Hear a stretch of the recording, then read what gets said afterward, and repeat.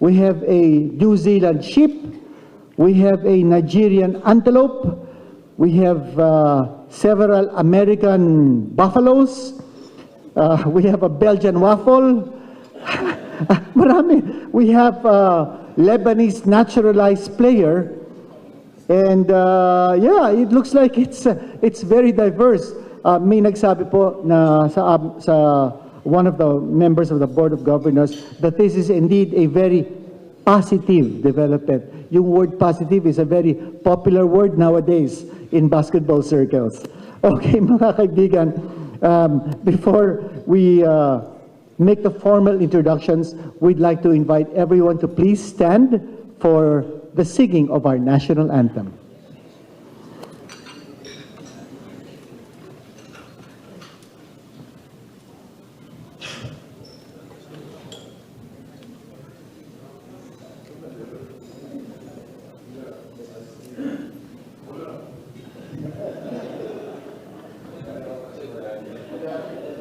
Dito.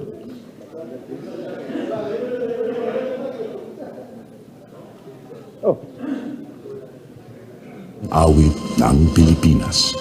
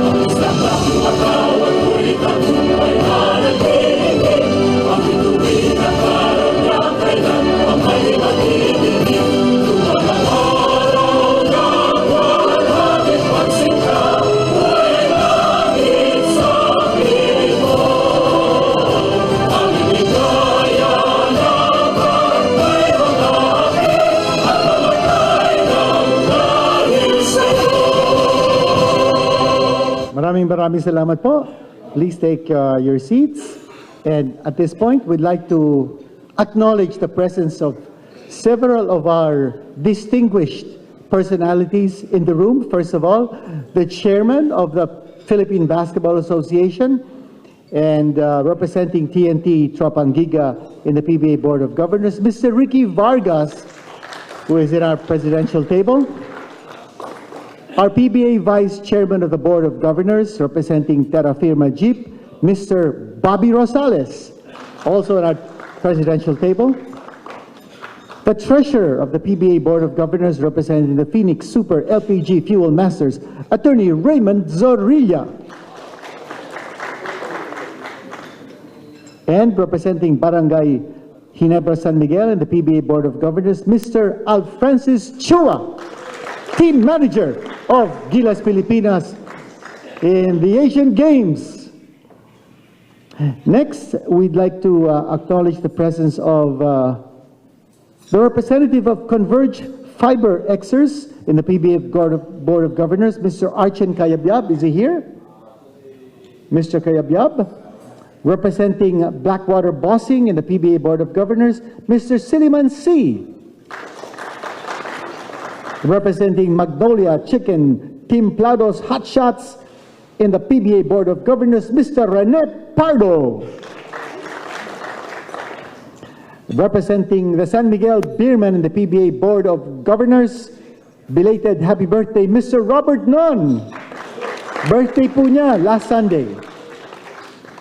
Representing Rain or Shine Elasto Painters in the PBA Board of Governors, Attorney Mamerto Mondragon.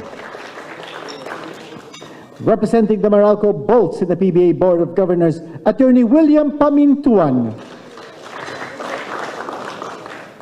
Representing the NLEX Road Warriors in the PBA Board of Governors, Mr. Rodrigo Franco. Is he here? Okay. Nasa NLEX. Parating. Representing the Northport Batang Pierre in the PBA Board of Governors, the proud father of one of our players in the under-16 Philippine team that has qualified for the World Cup in Turkey next year. Lahat po yata ng PBA Board of Governors imbitado. for the World Cup next year. The father of Champ Arejola, Mr. Eric Arejola. Our PBA commissioner, who also just celebrated his birthday last October 12, Mr. Willie Marshall. Assistant team manager of Gilas in the Asian Games. And our deputy commissioner, Eric Castro, is very busy with a PBA 3x3, so he's not in the room at the moment. And our PBA finance director is with us, Miss Odessa Encarnacion. Our assistant legal counsel of the PBA, attorney Melvin Mendoza. And they've been very busy going through all the rounds of the PBA teams, explaining the new rules and also the new policies regarding returning players from overseas. And our PBA marketing director, Miss Jo Francisco. Our media consultant, who is in charge of putting this event together, Mr. Dave Coros. Ba, ang lakas na naman ng pala ni Dave Coros. Mukha yata pinakain tayo lahat ni Dave Coros. Okay.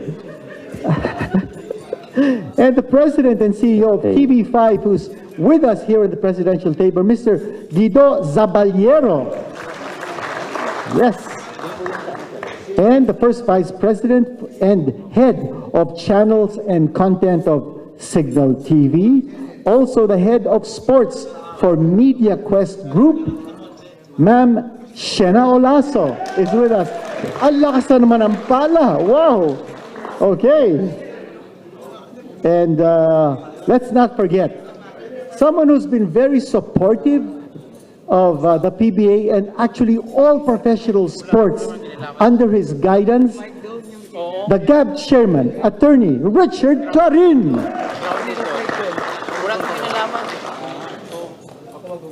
And our GAB commissioner who is with him, GAB Commissioner Sherwin Bugarin. Yan. I think I've covered everyone whom we wish to acknowledge, but if I've missed anyone, I hope to be able to make it up in the course of our press conference.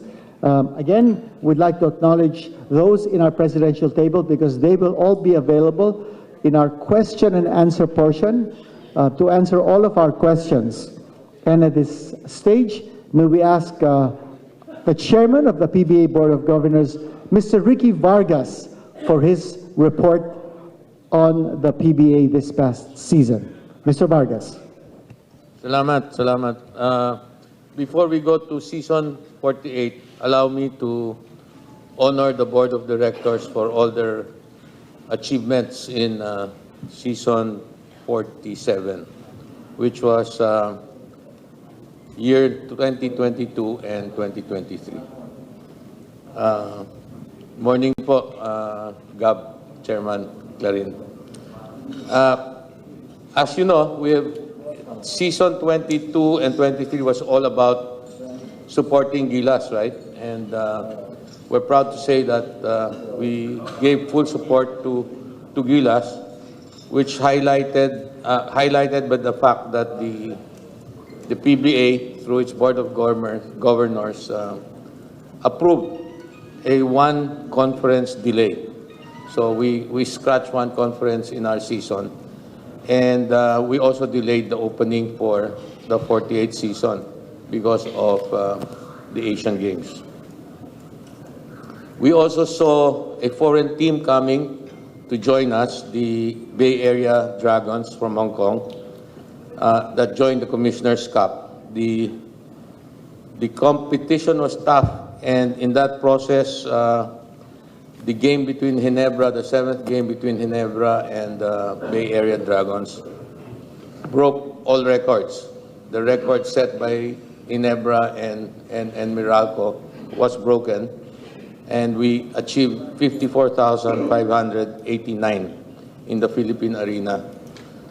Yung tingin ko, yung Gilas nung naglaro doon, wala, mga 60% lang nung 54. Huwag niyo sulat yun. We also, this is, where can you see this? We also successfully introduced the launch of PBA Esports, no? As headed by our Vice Chairman, Bobby Rosales. Who would thought that esports will be in the PBA, no? And we continue to forge better relationships and working relations with them, no? So, isa pa, yung PBA, in spite of all of that, its revenue growth is nearing the pre-pandemic revenues. It just goes to show that the PBA is slowly, surely getting back on track, in spite of the fact that we had to cancel one conference and we had to delay the opening of the rest. To be able to cancel one conference, we needed the support of many of our advertisers. Hindi naman pwedeng i-cancel yung kung hindi pumayag advertisers, and also the support of TV5 because we have a contract with them. So I'd like to thank TV5 for that, for allowing us to partner with us in that cancellation for the Philippines. The PBA board decided on two things. One, it passed a more lenient policy that made it easier for players to return to the PBA after their stints overseas. And also, it relaxed the draft rules. If you notice yung huling draft rule natin, hanggang 8 rounds tayo. And it was amazing how many applied for the draft, no? So, over 160 ba? 140. About 140. First time, so we broke that record. So, PBA is opening up, PBA is going with the times, and our Board of Governance realizes that. So, the PBA was able to get that many applicants for the draft. Pumunta kaming Paris, hindi lang naman kami kumain doon at nagpasaya, pero kasama na rin yon. And most of the time we worked in Paris, and it was there that we developed a strategic plan. And we go back to what we were saying long time ago, but strengthened by the commitment of the board to see it through. One is, as Vice always says, now is the time for us to grow the PBA membership, no, to more teams, and that's our plan, and that's part of our long-term plan. Second, as you know, our commissioner has been going on speaking engagements and visits all over the world in English. So to strengthen our relationship with the Asian leagues. And I tell you, he has gained so much ground in developing relationship with the Japanese league and the Korean league, no? Yung China, nandun na sana tayo pero nasira. Kasi nanalo tayo Sayang, malapit na sana. Anyway, we'll bridge the gap. And we also went ahead with reaching out to other areas outside of Metro Manila, di ba? For the first time, we had the pre-season games. We were all over the pre-season on tour, no? So that was PBA on tour. So we were able to visit many countries and many cities. And we're also doing an exhibition game in Bacolod, where they will be celebrating a fiesta, no? So that's Mascara, and we'll be there. So we continue to reach out with the PBA. The year ended by us taking the challenge of building a hastily formed team of the PBA, and we came home with the gold. Thank you. Ngayon, ang PBA is now the gold standard of basketball in the Philippines. That's what I think. But more importantly, we are the best in Asia for the next 4 years. Thank you. Thank you. Thank you very much, Chairman. And now we'd like to open the floor now for questions. questions, please come up to the microphone and state your affiliation and also mention whom you'd like to address your question to. The microphone actually will be going to you. Raise your hand, then someone will bring up the microphone, okay? Hello. Good afternoon. Jonas Terrado, Philippine Daily Inquirer. To Chairman, you mentioned nyo nga yung mga activities yung last season.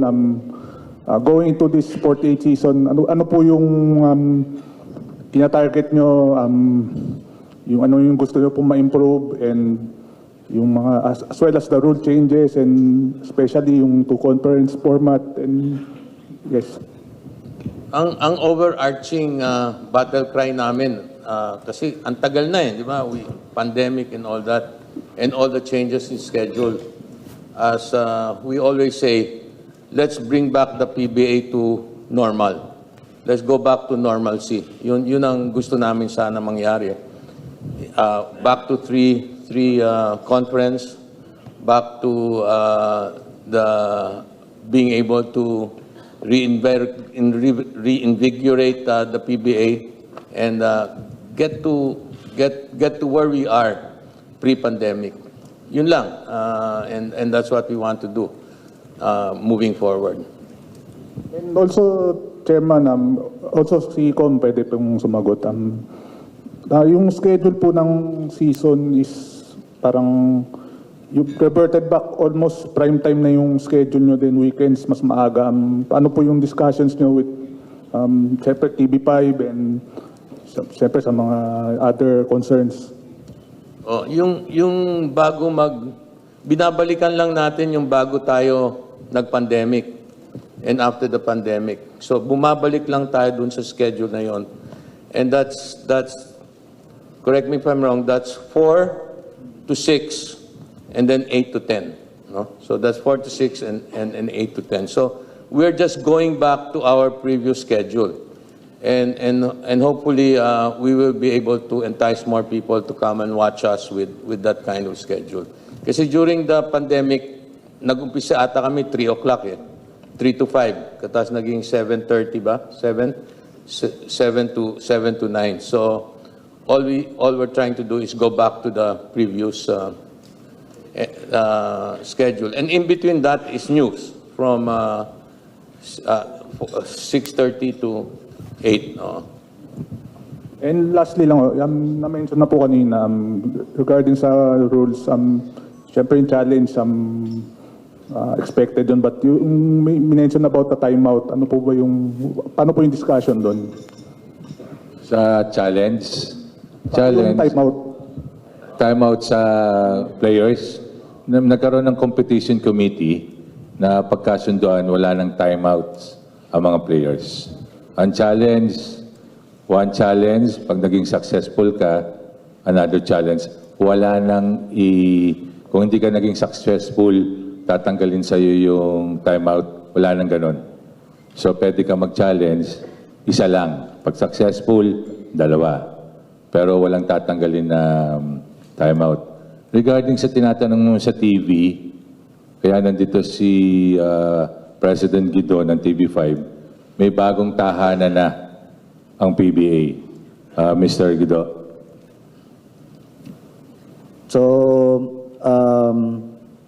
as part of yung support ng TV5 to strengthen yung goals ni PBA, we have in fact brought in 2 more partners to help this.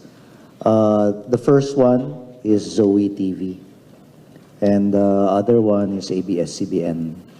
So, ang bagong tahanan ng PBA will now be A to Z. So, we will be supporting the PBA and will be showing the PBA live on every game day. So, doon na po sa A to Z ang PBA to ensure na moving forward, we'll be able to also build on even yung mga other games ng PBA kasi dedicated time slot na po yan sa A to Z.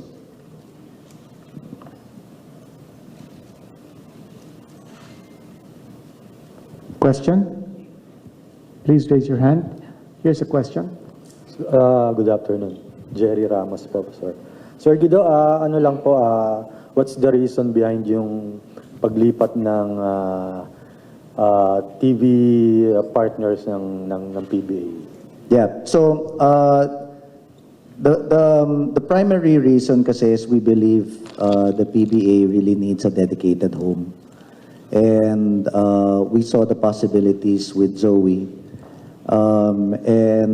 Coming from yung strategy meeting that Sir Ricky talked about to continue to build the PBA, if we have a dedicated home for the PBA, then we'll be able to feature more of the games in the future. So pati na po yung 3x3 tsaka esports where we'll be coordinating with Zoe and ABS-CBN for that. The other reason is because as we bring in more partners, then we strengthen yung capability to promote the PBA kasi mas marami na kami in promoting the PBA. At the same time, of course, I have to also acknowledge na ang TV5, ang focus ng TV5, if you notice ever since earlier this year, ay ifo-focus na po namin sa entertainment and news. So meron na po tayong solid na entertainment and news channel, meron na po kaming sports channel. So it's a good balance for both. Follow up, sir. Sir, yung bali sa One Sports, mawawala na rin yung PBA, hindi na ba i-air? Sa One Sports, hindi na po i-air yung game? Catch up, Jerry. Catch up na lang. Oo. So ang live na live nasa A to Z. Pero may catch up. Kasi ang One Sports, ang dami ibang properties yan eh. Meron, that they need to also air na live. Pero sa PBA Rush, tuloy pa rin po. Oo. So ang PBA po is also available kung may pay TV kayo sa PBA Rush. Yan buong channel dedicated to the PBA. 'Di ba? Tapos kung if you're mobile or you don't have access to a TV, meron pong Pilipinas Live. That's the app of Signal where you'll see all of the different leagues there. Yan talaga maganda kasi live na nga, tapos multi-camera yung views na pwede mong piliin. Have you tried it, Jer? Yes. Thank you, sir. Thank you. Next question, please. Yun, ang daming naka-raise ng hand. Over in the back. Good afternoon, Lito Oredo po sa Abante. To Commissioner Willie Marshall. Medyo nag-cut na kayo ng isang conference. But is the PBA willing to support still the national team sa darating na mga qualifying tournaments? Meron kami meeting with SBP by next week. Pag-uusapan namin, tingnan namin kung ano yung kanilang programa, pag-uusapan namin, tapos ipipresent ko din sa board. Doon, from there, tingnan namin kung ano may tutulong ng PBA sa national team. So, hiningi po na muna namin ang programa ng SBP. Doon kami magsisimula kung paano dito. Follow-up, Commissioner.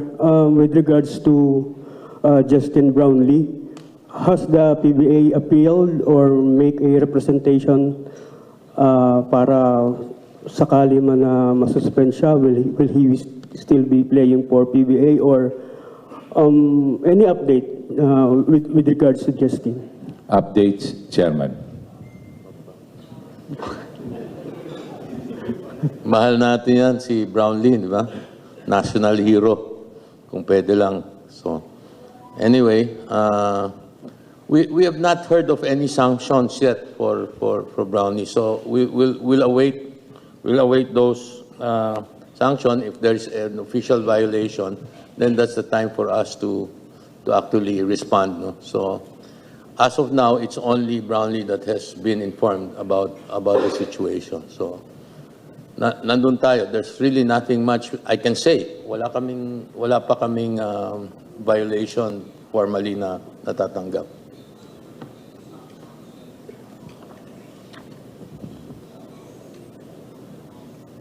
You want to add, Al Francis? Do you want to add?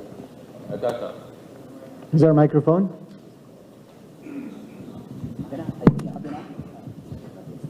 Good afternoon.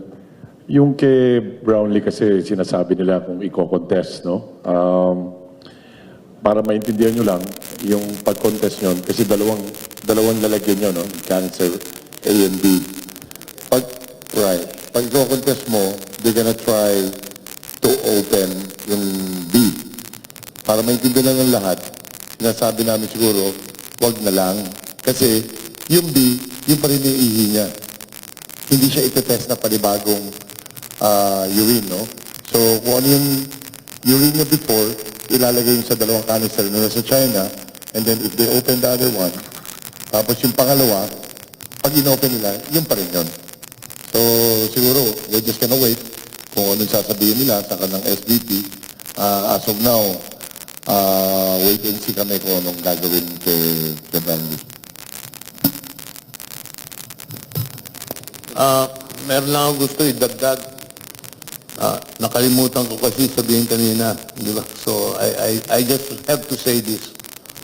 Kung ang Hinebra merong never say die, di ba? Na pinag-umpisahan ni Robert Jaworski ba yun? Nung Asian Games, meron din kaming ang tawag doon, laban hanggang dulo, walang susuko. Ayun si Al Francis. Kaya nakuha namin yung gold. So if you remember never say die, you also remember laban hanggang dulo, walang susuko. That is Al Francis. So that's Al. Thank you. Thank you, Chairman. Questions? Sorry, wala akong masabi.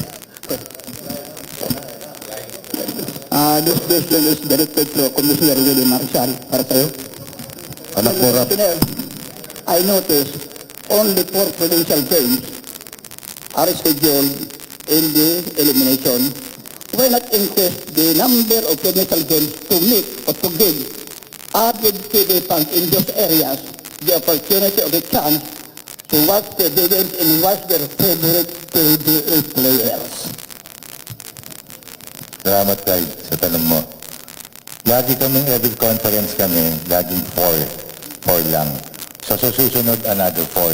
Hindi namin kasi mabibigla kasi ilang linggo lang naman yun, magpa-playoffs kami. Ang nakapila sa atin, 21 out of town games. So bibigyan ko muna 4 hanggang 5 lang ang mabibigay ko per conference. Pero pag bibigyan natin lahat yung slide, isasama kita. Manager si Mondragon. Sorry para sa ito. Okay? Yun o. Sorry, mag-classmate sila eh. Attorney, good afternoon. Reno Shine is the only team that won a PBA crown outside the franchise of MVP and Mr. Ramon Echang. So, looking ahead, how do you foresee the future of Rain or Shine in the forthcoming Commissioner's Cup? Well, we try our best. The chances of Rain or Shine in the forthcoming Commissioner's Cup. Commissioner? Yes. We will be a serious contender in all the games that will be played. That is one thing for sure. Wala, talagang malalakas nga ang team. Pero nandiyan kami, we will be there, fighting. Commissioner, the ultimate goal as title strong contender? Yes, of course. All the teams are strong contenders.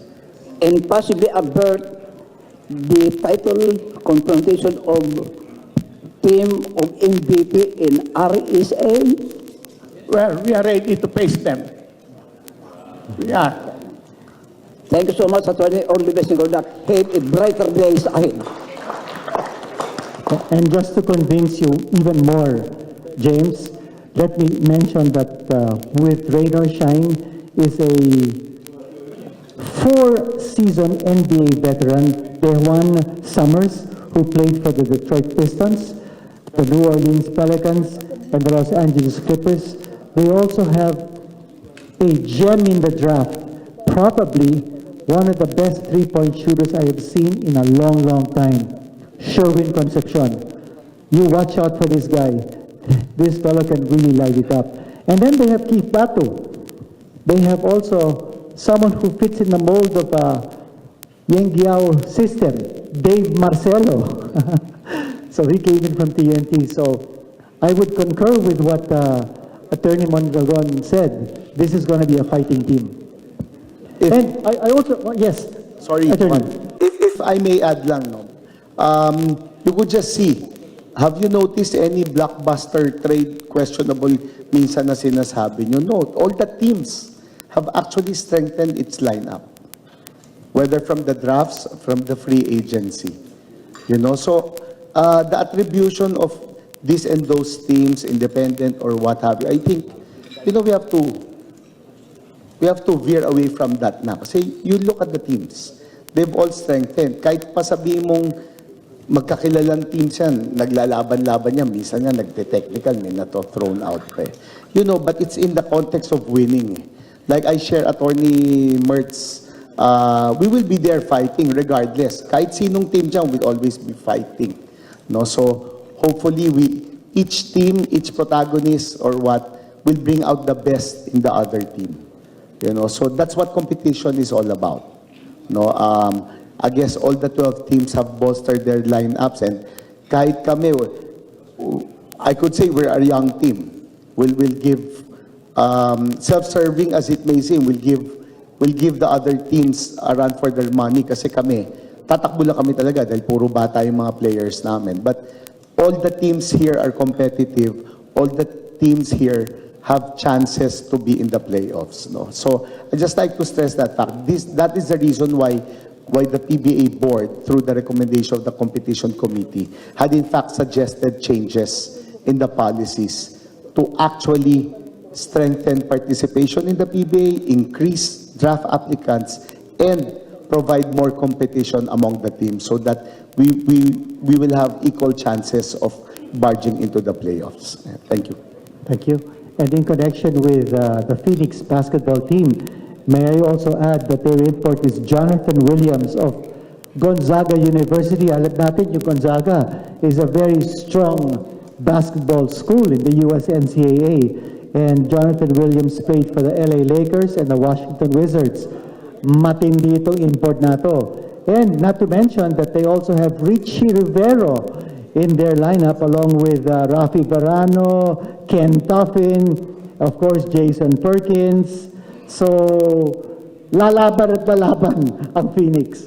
And it's so exciting to see all of these different teams have really beefed up. And I've also promised you earlier that in the course of our press conference, we would acknowledge more distinguished guests and their presence here. So we'd like to mention that Mr. Mark Fabie is here with us. I think I caught you as you were moving out. My good friend Mark Fabie of the Games and Amusements Board. He is the Chief Relationship Officer. I'm sorry that I failed to acknowledge you earlier, but better late than never. Thank you very much, Mark, for coming to join us in this press conference. Any other question, please? Here's a question. Kay Commissioner, balik ko lang doon sa bagong schedule ng games. Humaba yung LAL. Paano natin i-entertain yung nasa venue, yung mga fans na nasa venue? Yan, nag-meeting nga kami kahapon with TV5. Lalagyan namin kasi may kausap din akong 3x3 mga babae naman na matagal na natin pinangako na nung simula pa mag-commissioner, sabi ko magpapalaro ako ng babaeng 3x3. So, isa yon, may mga entertainers na ilalagay si TV5, tapos madami kami mga involvement ng mga fans with the players nandun. So pinag-aralan na namin. So tingnan namin kung paano pa namin ma-enhance o paano pa namin mapapaganda yung isang oras at kalahati ng LAL from first to second game. Governor Mondragon has talked about his team. Si Governor Sarilla on his thoughts on the coming season. Pwedeng itanong na rin sa ibang governors kung ano nakikita nila doon sa parating na season at doon sa kalibre ng teams nila. Sisimulan ko muna si Vice. Well, as far as Terra Firma is concerned, we are excited this coming season. We have a new bunch of players.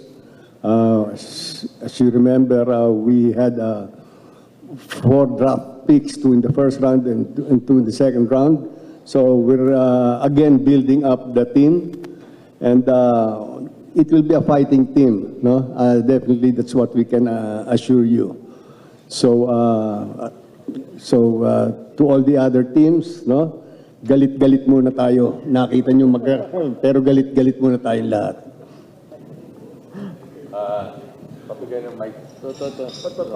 Thank you, Mr. Simula mo kay Rosales. Attorney Bill. By the way, their import is from Belgium, a European veteran who knows the European game very, very well. Yes, I think we echo the statements earlier made, no, in terms of the competitiveness of all the teams for this conference. We also had a very successful draft, no? So there will be new and exciting players coming in that will also showcase their skills. So for Meralco, we're also excited. We have a new coaching staff team and management for the team. We had our first round draft pick, no, who looks promising. And we have an exciting import as well, no, who comes from Nigeria. So we promise a very exciting season for our viewers, no. Hindi si Kwame ko na.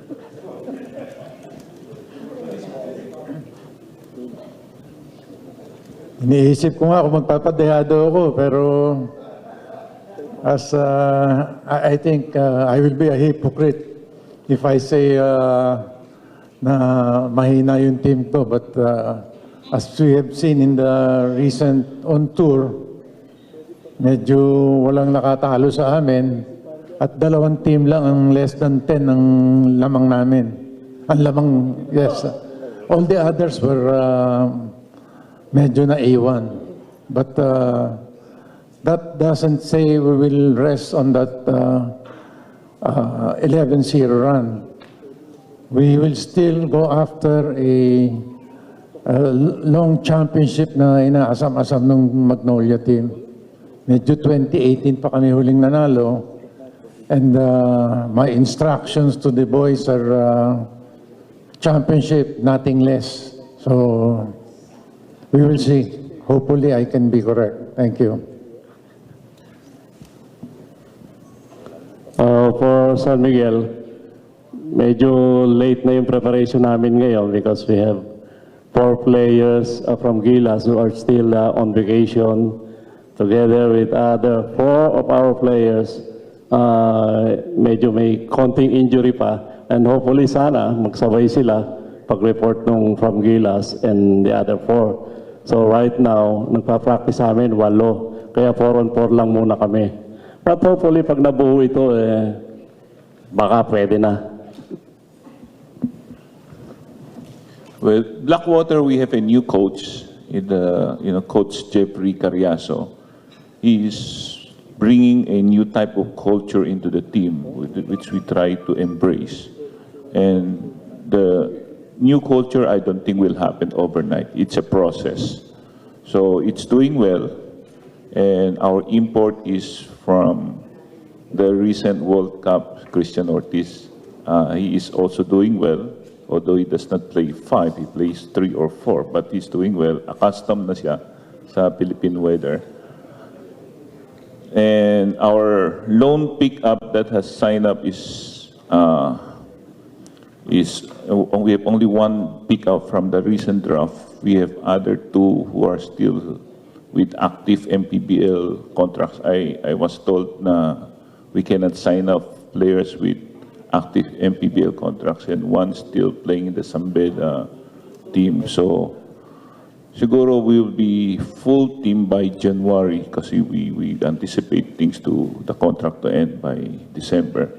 And yes, the winning culture, hopefully Coach Jeffrey will be able to mold around the team.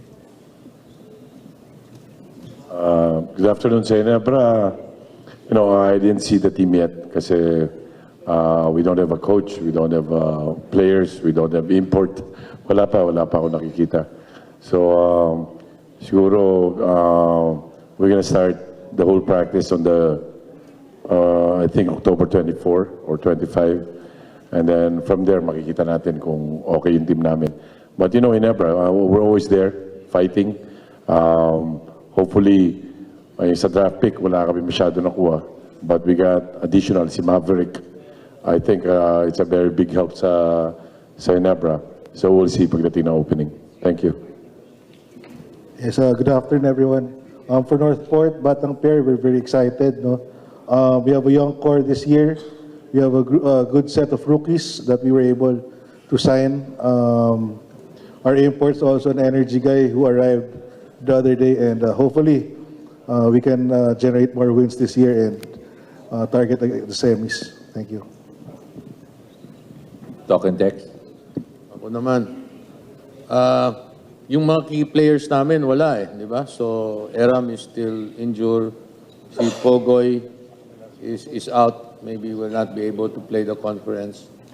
Si Mikey nagbabakasyon pa. Si Optana, well-deserved vacation. And yung experience naman niya sa Asian Games ay maganda. Ang worry ko lang, baka mas mahal na niya si Al Francis kaysa sa amin. Diba? So, yun ang problema. Kaya sabi ko kay Al Francis, bitawan mo na yan. Ako na. Okay? So, nandun, he's coming back. He has had a lot of experience with the team. And he brings in a lot of maturity now. Nandun din ang si Ronde. Tinalo ni Browley, pero nandun, he's with us. So he's still playing with us. Our first scrimmage as a team was EASL. As you noticed, pagdating ng second half, pagod na, di ba? I'm happy to see na si Ryan Reyes bumalik na rin, di ba? So he's playing.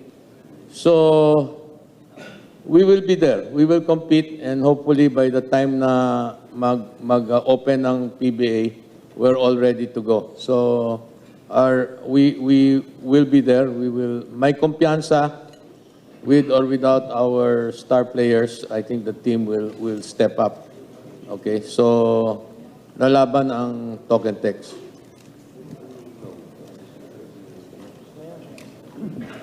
I think we've done the round, the complete round. Any other questions? May isang question, no? Jerry, ikaw muna. Nasa yun na yung microphone.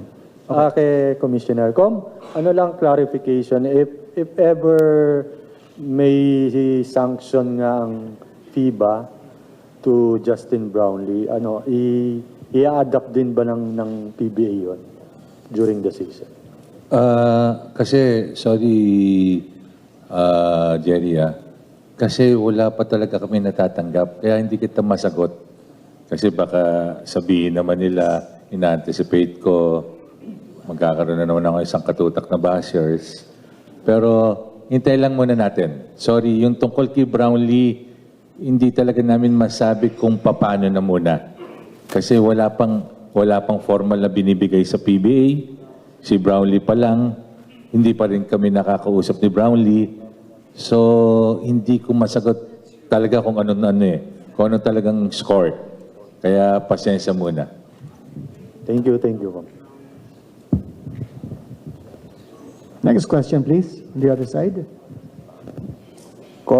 With regards po sa rule changes, is this parang a way na we are already shifting to the FIBA way of basketball? Anong rookie changes? Rules pala, Coach. Rules. Sorry. Hindi. Tinitingnan lang natin kung ano makakabuti sa liga. Kaya nga may competition committee. Pwedeng after a year, may tanggalin tayo, may dagdag pa tayo. Coach, ang tinitingnan talaga natin kung anong makakabuti lang sa liga. So sa tingin natin, makakabuti sa liga to, ma-entertain yung mga tao, kaya ginagawa natin. Hindi naman final yan. As of now, final yan. Pero by next year, pwede natin palitan, pwede pa natin dagdagan. So, at yun, baka makatulong na rin sa FIBA, di ba? Pero ang importante, para sa liga talaga. Doon naman po sa TV broadcast, yun po bang, kasi ang mga fans po, siguro ang concern po nila yung reception nila dun sa A to Z. Meron na po ba kayong feedback on yung linaw or signal po nung network? And will it still be produced by TV5? Signal, thank you. Okay, so yung sa network ni A to Z, continuous naman ang pag-improve nila ng network nila. So we'll make sure that as many fans as possible will be able to enjoy it. So sa A to Z, para alam nyo, it's also available. So kung may analog TV, channel 11 yan. Kung meron po silang DTT box, channel 20. Sa Signal TV, available yan across the nation sa Signal TV. Yan, channel 20. Tsaka sa Sky Cable, channel 11. Okay. As to the producing party, yes, TV5 continues to be the partner in the production for the PBA. So, block time po, agreement po with, tama po ba sabihin na block time agreement with A to Z? I think that would be a good way to describe it. It's either a block time or a content supply agreement with A to Z. Okay. Tapos follow up po uli kay Justin Brownlee, if you don't mind, kay Gov Al po siguro. Gov, with the possible sanction, naghahanap na po ba kayo ng possible replacement for Justin Brownlee? The way I work, it's always advanced. So, just in case kung di natin alam anong decision, no? As of now, nakalutang kami lahat eh. We're blinded, so we're just gonna wait. So as of now, naghahanap kami ng ng replacement just in case nila. Hindi namin alam kung too late na, but if we're just gonna wait and then biglang ibagsak sa amin yung bomba, mawala naman kami na import, no? So naghahanap ako yung isa sa mga nakalaban natin sa China, baka pwede dun yung tinalo natin. So para hindi masyadong mabigat sa kanila. Tapos po kay Chairman Vargas na rin po. Sir, with regards to Mikey Williams, nabanggit niyo po na nagbabakasyon po ba? Kasi wala po siya sa lineup dito po na sa nirelease po ng PBA. So, could you discuss po ano pong status niya? Wala Thank you pa po. siya di ba? Ayaw pa niyang umuwi. So, what can we do? So, he's not currently in the lineup. So, he's not back yet. So, yun lang ang masasabi ko. And the team has already been practicing. He's still not here. So, yun ang difficulty, right? That's the difficulty. Any more questions? Commissioner, punta na tayo sa opening ceremony. Galing tayo sa big win for the country. Magiging big part ba ng opening ng celebration? Sigurado yun.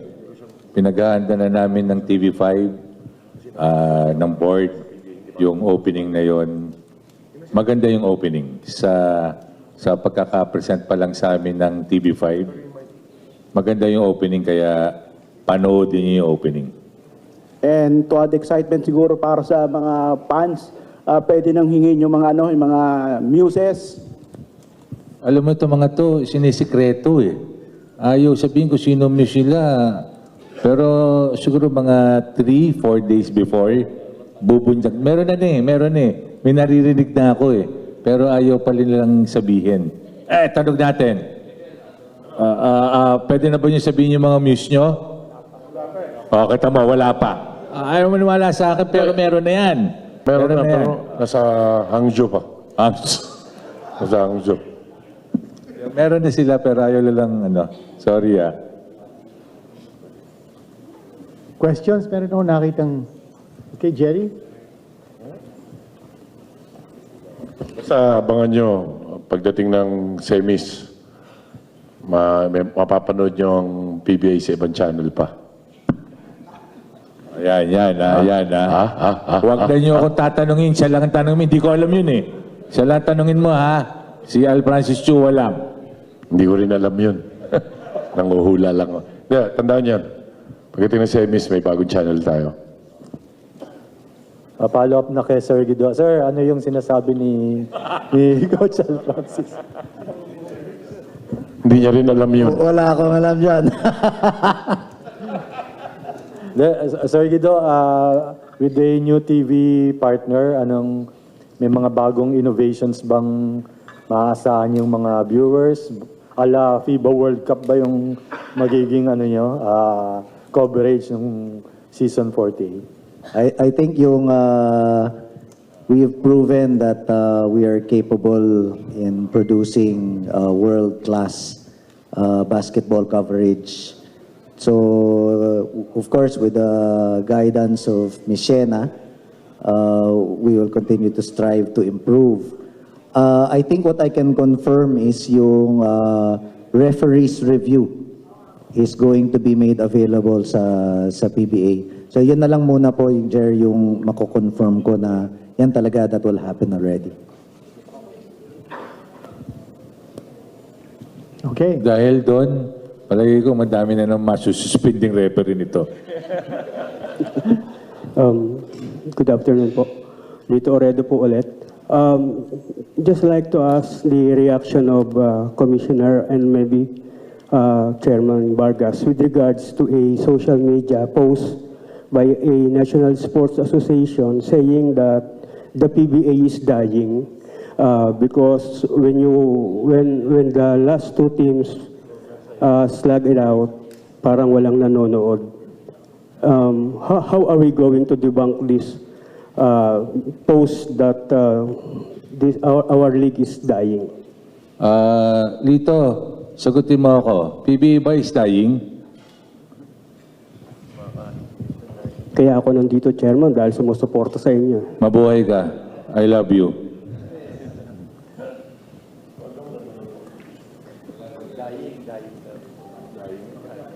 Any last questions? Kung wala, may we ask our Commissioner for his closing remarks. Hindi, iniimbita kayo kasi ang dami lang natin activities going to the opening. One, tomorrow, lilipad ako ng Bacolod with the teams na maglalaro doon. Sa Thursday, palagay ko nandun si Chairman Clarin. Hanggang Friday kami doon. Sunday, may fun run tayo sa Bridgetown. 5 o'clock ang unang takbuhan ng 10K, 3K, 5K, at merong 1K para sa mga doggies. Pagkatapos nun, sa 24 and 25, makikita ko na naman kayo, may media day tayo sa One Esplanade. Nandun tayo, maghapon kami doon kasi may kanya-kanya mga teams. May mga activities na gagawin. Tapos sa November 5, opening natin. So, from now hanggang papunta sa November 5, sunod-sunod din yung activities ng PBA. So, pakisuporta ng PBA at maraming salamat talaga sa inyo. Hindi, sandali lang. Ako, lahat kayo nanonood ng PBA, no? May nakikita kayong tao doon, pag sa camera, takbo lang ng takbo. Tapos titignan kung saan uupo, kung saan gaganyan. I just want everybody to know that the Board of Governors really worked hard for that Asian Games. May isang tao doon na nakikita ko nga yan, tumatakbo-takbo lang, tinutulungan. Pero napakalaking tulong po sa amin na doon kami, si Shena Ulaso.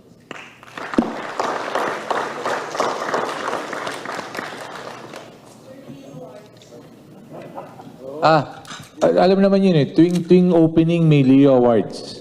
So may Leo Awards muna tayo, tapos may opening, tapos game. 4 o'clock, magsisimula na tayo. Leo Awards, 5 o'clock, magsisimula ang opening, 6 o'clock, magsisimula ang games. So, ganun. Pero abangan nyo talaga ang ganda ng opening natin. Sabi ni Shena, ha?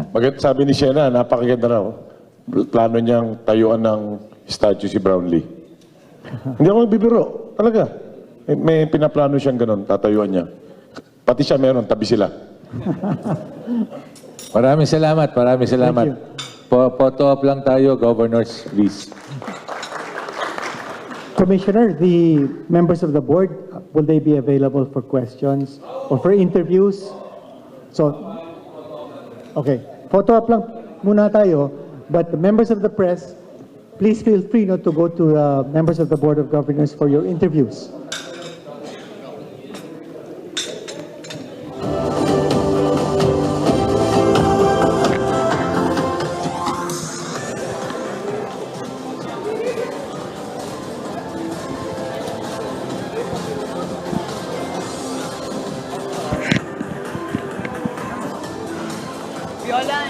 Papaklas na ako.